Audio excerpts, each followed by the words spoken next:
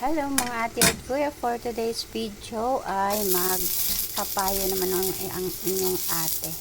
So ayun nga, may nag PM sa akin na kung paano daw mapapataas yung aking kung paano daw mapapataas ang kanyang mga follower at kung paano daw tumaas yung aking mga follower.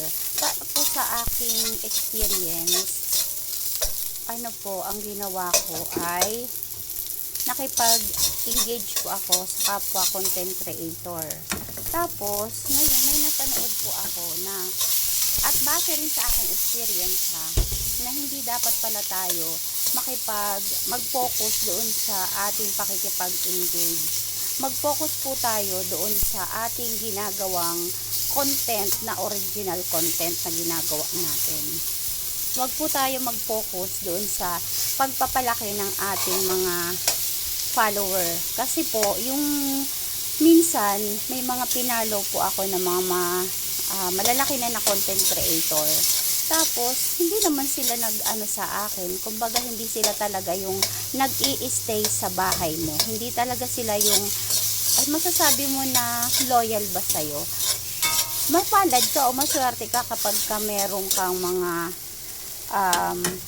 content creator na malalaki na talaga na tumutulong sa'yo at sumusubaybay sa'yo. Pero karamihan dyan ay hindi talaga sila ganun kasi nakapokus na sila doon sa content nila or kasi marami na nga sila mga follower, diba? So, kung ako sa inyo at ayun na rin yung gagawin ko na mag-focus na lang tayo doon sa ating original content na ginagawa at mag-focus tayo doon sa mga maliliit pa na mga content creator. Yung mga magsisimula pa lang, marami po yan. Ayan ang talagang magiging loyal sa'yo at ayan ang susuporta sa'yo. Kasi sila gusto rin nilang tumaas ang kanilang engagement at syempre yung kanilang follower. Kaya ayan mag-i-stay yan sa'yo.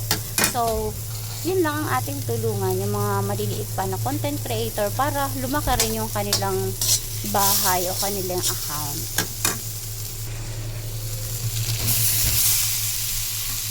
So, yun lang. Magluto tayo ng ibenta na ng mga luto. Gisa-gisa lang to guys. At ating halu-haluin at igisa-gisa.